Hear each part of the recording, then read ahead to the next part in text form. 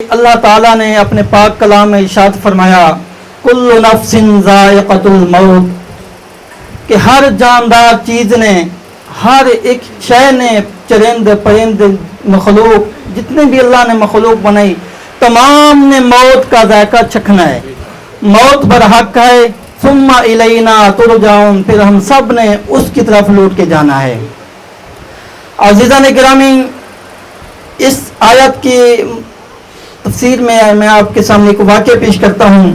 اللہ تبارک و تعالیٰ نے دوسرے مقام پہ ارشاد فرمایا وَلَنَبْلُوَنَّكُمْ بِشَيْءٍ مِّنَ الْخَوْفِ وَالْجُوعِ وَنَقْصٍ مِّنَ الْأَمْوَالِ وَالْأَنفُسِ وَالثَّمَرَاتِ وَبَشِّرِ الصَّابِرِينَ۔ اللہ تبارک و تعالیٰ ہر آزمائش سے اپنے بندوں کو آزمائے گا، بھوک سے بھی آزمائے گا، اولاد سے بھی آزمائے گا، دنیا سے بھی آزمائے گا، مال سے بھی آزمائے گا، ہر چیز سے اللہ تبارک و تعالیٰ میں آزمائے گا۔ جو صبر کرتے ہیں اللہ تبارک و تعالیٰ ان کو صبر کا پھل دیتا ہے۔ ایک واقعہ حضرت ام سلیم رضی اللہ تعالی عنہا اور حضرت ابو طلحہ رضی اللہ تعالی عنہ کا صاحبزادہ بیمار تھا، یہ صحابی رسول ہیں۔ حضرت ابو طلحہ رضی اللہ تعالی عنہ صحابی رسول ہیں، ان کا صبر کا مقام دیکھیں کہ اللہ تبارک و تعالی نے ان کو صبر کے ذریعے کیسے آزمایا۔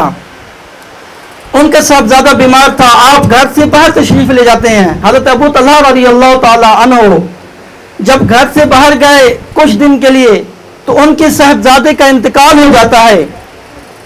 حضرت ابو طلحہ رضی اللہ تعالی عنہ کے صاحبزادے کا انتقال ہو جاتا ہے تو پیچھے ان کی زوجہ حضرت ام سلیم رضی اللہ تعالی عنہا، میں قربان جاؤں ان کے صبر پر، کیسے انہوں نے صبر کیا کہ ان کو یقین تھا کہ ہم نے اللہ کی طرف لوٹنا ہے، ہم سب کو اللہ کی طرف جانا ہے، ان کا یقین تھا۔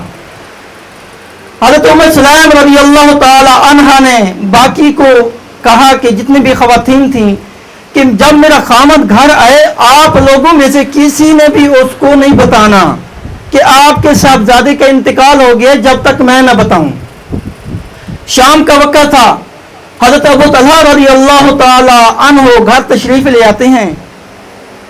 گھر تشریف لانے کے بعد حضرت ام سلیم رضی اللہ تعالی عنہا ان کے سامنے کھانا رکھتی ہیں، آپ کھانا بھی تناول فرماتے ہیں حضرت ابو طلحہ رضی اللہ تعالی عنہ۔ کھانا تناول فرمانے کے بعد جو رات کو ازواجی حق ہوتا ہے پہلے کی نسبت حضرت ام سلیم رضی اللہ تعالی عنہا نے پہلے کی نسبت زیادہ اپنا سنگار زیادہ کیا، آپ نے ازواجی حق بھی ادا کیا۔ رات کو جب صبح کی اذان ہوئی حضرت ابو طلحہ رضی اللہ تعالی عنہ اٹھے، اذان کی صدا سن کے آپ نے وضو کیا۔ حضرت ام سلیم رضی اللہ تعالی عنہا نے کہا اے ابو طلحہ آپ مجھے ایک بات تو بتائیں، آپ مجھے ایک بات تو بتائیں۔ حضرت ابو طلحہ رضی اللہ تعالی عنہ نے کہا جی پوچھیں۔ حضرت ام سلیم رضی اللہ تعالی عنہ عرض کرتی ہیں کہ جب کوئی بندہ تمہارے پاس ایک امانت رکھے، کوئی پیسے رکھے، کوئی چیز امانت رکھے، کچھ دن بعد وہ آدمی آپ سے مطالبہ کرتا ہے کہ میری امانت واپس لوٹاؤ تو پھر اب کیا کرو گے؟ حضرت ابو طلحہ رضی اللہ تعالی عنہ فرماتے ہیں کہ اگر اس کی امانت ہے میرے پاس، اگر وہ مطالبہ کر رہا ہے تو میں نے اس کو امانت اس کی واپس لوٹانی ہے۔ تو حضرت ام سلیم رضی اللہ تعالی عنہ کہتی ہیں کہ اے ابو طلحہ تو اپنے صاحبزادے کے بارے میں بھی یہی خیال کریں، آپ کا صاحبزادہ اللہ تبارک و تعالیٰ کی ہمارے پاس امانت تھی، اللہ تبارک و تعالیٰ نے ہم سے وہ لے لی۔ تو حضرت ابو طلحہ رضی اللہ تعالی عنہ کا صبر دیکھیں، انہوں نے کوئی چیخ و پکار نہیں کی، انہوں نے کیا فرمایا انا للہ و انا الیہ راجعون، بے شک ہم سب نے اللہ کی طرف لوٹ کے جانا ہے۔ عزیزان گرامی، یہ چند دن کی زندگی ہے، حقیقت دو حقیقتیں ہیں کہ ہمیں پتہ ہے کہ موت کی دو حقیقتیں ہیں کہ ہمیں پتہ ہے کہ موت برحق ہے لیکن ہمارے کام موت کے خلاف ہیں۔ ہمیں یہ بھی پتہ ہے کہ اللہ تبارک و تعالی ہم سب کو دیکھ رہا ہے، ہم جانتے ہیں، ہمیں یقین ہے، لیکن ہم کام ایسے کرتے ہیں کہ ہمیں پتہ ہی نہیں کہ اللہ تعالیٰ ہمیں دیکھ رہا ہے، ایسے کام کر کے جاتے ہیں ہمیں پتہ ہی نہیں ہم اللہ کو بھول چکے ہیں۔ ہم موت کو بھول چکے ہیں. ہم نے یہ دل سے بات نکال لی کہ ہم نے مرنا ہے, ہم نے قبر میں حساب دینا ہے. یہ غلط بات ہے. ہم آج کل کہتے ہیں نا اللہ تبارک و تعالیٰ بڑا رحیم ہے. ہم مانتے ہیں اللہ رحیم ہے, اللہ کریم ہے. جہاں اللہ تبارک و تعالیٰ کی یہ صفت ہے رحیم ہونے کی, وہاں اللہ تبارک و تعالیٰ قہار بھی ہے, جبار بھی ہے. علماء فرماتے ہیں اس جملے کا وہ انتخاب کریں. جب ہم کہتے ہیں اللہ رحیم ہے, اللہ بخشنے والا ہے, ہم نماز نہیں پڑھتے, ہم کہتے ہیں اللہ رحیم ہے. ہم سود نہیں چھوڑتے, ہم کہتے ہیں اللہ رحیم ہے. ہم سود کھاتے ہیں, ہم حرام کام کرتے ہیں, ہم جھوٹ بولتے ہیں, ہم نماز کی پابندی نہیں کرتے, ہم اپنے والدین کی نافرمانی کرتے ہیں, پھر کہتے ہیں اللہ رحیم ہے. علماء فرماتے ہیں یہاں پہ اس جملے کا انتخاب نہ کریں. پھر کہاں کریں؟ علماء فرماتے ہیں کہ اس جملے کو وہاں پہ لے کے آئیں, آپ نماز بھی پڑھیں, اللہ اور اللہ کے رسول کی اطاعت بھی کریں, پوری زندگی اللہ اور اللہ کے رسول کی اطاعت میں گزاریں. ہاں انسان ہے, خلق الانسان ضعیفا, اللہ نے انسان کو کمزور بنایا ہے, انسان سے خطا ہو جاتی ہے, انسان خطاؤں کا پتلا ہے. جب کبھی انسان سے خطا ہوئے پھر اللہ کی بارگاہ میں توبہ کرے, سجدہ ریز ہو, پھر کہے یا اللہ تو بڑا رحیم ہے, میرے گناہوں کو معاف فرما, مجھ سے یہ غلطی ہو گئی ہے. عزیزہ نے گرامی حدیث پاک میں ہے, حضرت ابو ہریرہ رضی اللہ تعالی عنہ روایت ہیں, اس حدیث کے راوی ہیں کہ نبی پاک علیہ الصلوۃ والسلام نے ارشاد فرمایا قال اذا مات الانسان انقطع عنها عمله الا من ثلاثه الا من صدقه جاريه او علم ينتفع به او والد صالح يدعو به. نبی پاک علیہ الصلوۃ والسلام کا فرمان ہے جب بندہ مومن اس دنیا سے انتقال کر جاتا ہے, اس دنیا سے رحلت کر جاتا ہے, اذا مات الانسان, جب بندہ مومن اس دنیا سے انتقال کر جاتا ہے, فوت ہو جاتا ہے, انقطع عنہ عملہ, تو اس کے تمام اعمال منقطع کر دیے جاتے ہیں. اس کے جتنے بھی اس نے اعمال کیے ہیں دنیا میں رہ کر, تمام اعمال اس کے منقطع کر دیے جاتے ہیں, مگر الا من ثلاثۃ, مگر 3 اعمال ایسے ہیں جو بندہ مومن کے ساتھ جائیں گے قبر میں. نبی پاک علیہ الصلوۃ والسلام کا فرمان ہے الا من ثلاثۃ, مگر 3 اعمال ایسے ہیں جو بندہ حیا کیے تھے دنیا میں رہ کر, وہ اعمال قبر میں ساتھ جائیں گے. کون کون سے؟ الا من صدقۃ جاریہ, ایک صدقہ جاریہ, یعنی بندہ مومن اپنی زندگی کے اندر کوئی صدقہ کر کے گیا, کوئی اللہ کا گھر بنا کے گیا, کسی کی مدد کر کے گیا, کوئی نلکا لگوا کے گیا, پانی کا انتظام کر کے گیا, کسی طالب علم کی مدد کی, کسی کو کتابیں لا کے دی. جب تک اللہ کے گھر میں نمازی نماز پڑھتے رہیں گے اس کا ثواب بندہ مومن کی روح کو پہنچتا رہے گا. جو شخص اپنی زندگی کے اندر کسی طالب علم کو کتابیں لا کے دیتا ہے مطالعہ کے لیے, تو جب تک وہ کتابیں اس کے پاس رہے گی, جو اس کی نسل میں رہیں گی, جب تک اس کتابوں سے وہ مطالعہ کر کے دین کے مسائل آگے بیان کرتا رہے گا, وہ اس وقت تک اس کا ثواب بندہ مومن کی روح کو پہنچتا رہے گا.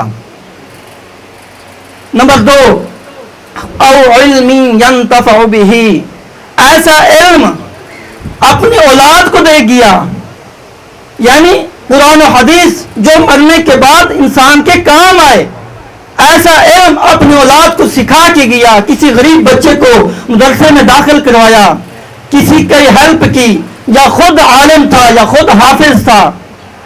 ایسا علم جو اس کو نفع دینے والا ہو, وہ بھی قبر میں اس کے ساتھ جائے گا. اگر اس کی اولاد عالم ہے, حافظ ہے, جب تک وہ اس علم پہ عمل کرتے رہیں گے, جب تک وہ اس قرآن پاک پر عمل کرتے رہیں گے, تو اس کا ثواب بھی بندہ مومن کی روح کو پہنچتا رہے گا.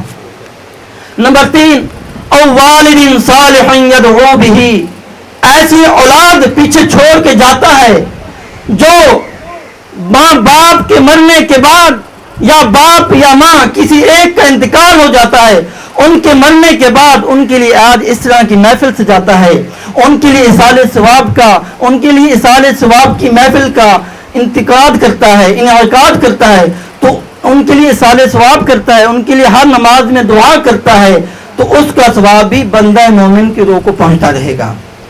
دوسری حدیث میں ہے اذا مات المؤمن قال له القبر مرحبا، اذا مات المؤمن قال له القبر مرحبا، جب بندہ مومن اس دنیا سے انتقال کر جاتا ہے، اللہ کا نیک بندہ جس نے پوری زندگی اللہ اور اللہ کے رسول کی اطاعت میں گزاری، تو قبر اس سے مخاطب ہوتی ہے، لا اذا مات المؤمن قال له القبر مرحبا، اے بندہ مومن میں تمہیں خوش آمدید کہتی ہوں، میں خوش نصیب ہوں کہ تو نے دنیا میں رہ کر اللہ اور اللہ کے رسول کی اطاعت کی، نماز کی پابندی کرتا رہا، اپنے والدین کی خدمت کرتا رہا، آج میں تمہیں خوش آمدید کہتی ہوں، مرحبا، میں بہت خوش ہوں کہ تجھ جیسا انسان میرے اندر آیا ہے۔ یہ قبر اس سے مخاطب ہو رہی ہے۔ آگے قبر کیا کہتی ہے؟ کنت احب من یمشی علی ظہری، کنت احب من یمشی علی ظہری، تو وہ خوش نصیب انسان ہے جب تو زمین پہ چلتا تھا تو مجھے ٹھنڈک پہنچتی تھی، مجھے سکون ملتا تھا، چلتا تو زمین پر تھا لیکن ٹھنڈک مجھے پہنچتی تھی، کیوں کہ انہوں نے اللہ اور اللہ کے رسول کی اطاعت میں زندگی گزار رہا تھا۔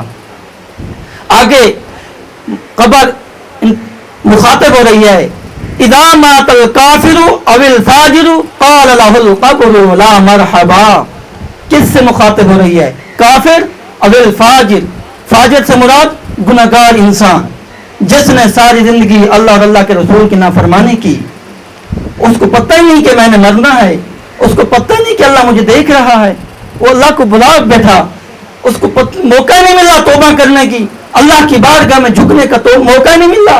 آج ہم کہتے ہیں کہ یار ابھی وقت ہے، ابھی وقت ہے، توبہ کر لیں گے، نادان، ہمیں اگلی سانس کا نہیں پتا کہ ہماری موت کب آ جائے، ہم نے اللہ کی بارگاہ میں حساب دینا ہے۔ قبر مخاطب ہو رہی ہے اذا مات الکافر او الفاجر قال له القبر لا مرحبا، اے کافر، اے گناہگار، تو کہاں سے آیا؟ لا مرحبا، میں تمہیں خوش آمدید نہیں کہتی، کنت ابغض من یمشی علی ظہری، تو وہ بدبخت انسان ہے جب تو زمین پر چلتا تھا تو مجھے تکلیف پہنچتی تھی، میں تو اللہ کی بارگاہ میں التجا کرتی تھی، اے اللہ اس کو ہدایت دے، اس بندہ مومن کو ہدایت عطا فرما کہ تیری بارگاہ میں توبہ کرے، توبہ کر کے نیک اعمال کرے، نیک اعمال کر کے میرے اندر تشریف لائے۔ تو کہاں سے آ گیا ہے؟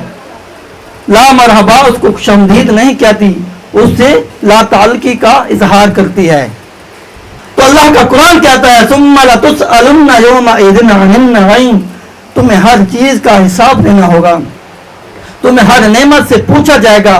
اللہ تبارک و تعالی نے اگر ہمیں ہاتھ دیے ہیں تو کل قبر میں ہاتھ ہمارے خلاف ہوں گے، اگر ان ہاتھوں کا ہم نے صحیح استعمال کیا تو ہماری نجات کا ذریعہ بنیں گے، اگر اللہ نے ہمیں آنکھیں دی ہیں، اگر ان آنکھوں کا ہم نے صحیح استعمال کیا تو ہماری نجات کا ذریعہ بنے گی، ہماری بخشش کا ذریعہ بنے گی، اگر ہم نے ان آنکھوں کا غلط استعمال کیا تو ہمارے خلاف ہوں گی، ہمارے خلاف گواہی دیں گی۔ ہمارے پاؤں ہیں، جو بھی اللہ نے ہمیں نعمت دی ہے ہمیں ان کا صحیح معنی استعمال کرنا چاہیے۔ عزیزان گرامی، چند دن کی زندگی ہے، مختصر زندگی ہے، کیوں نہ ہم باقی زندگی کو جو گزر گئی 100 گزر گئی، آج سے ہی ہم اللہ کی بارگاہ میں توبہ کریں۔ آج ہمارے پاس وقت ہے، آج اللہ نے ہم کو وقت دیا ہے توبہ کرنے کا، اگر سانس نکل گئی تو پھر وقت نہیں ملے گا، پھر موقع نہیں ملے گا۔ آج ہمارے پاس وقت ہے، آج ہم اللہ کی بارگاہ میں توبہ کریں، سجدہ ریز ہوئیں، توبہ کر کے باقی جو زندگی ہے اس زندگی کو اللہ اور اللہ کے رسول کے نام کر دیں، باقی زندگی ہم اللہ اور اللہ کے رسول کی اطاعت میں گزاریں۔ اللہ تبارک و تعالیٰ سے دعا ہے اللہ تعالیٰ ہم سب کو اپنی اور اپنے آقا کی سنتوں پر عمل کرنے کی توفیق عطا فرمائے، اپنی اطاعت اور اپنے آقا کی اطاعت کرنے کی توفیق عطا فرمائے۔ وآخر دعوانا ان الحمد للہ رب العالمین۔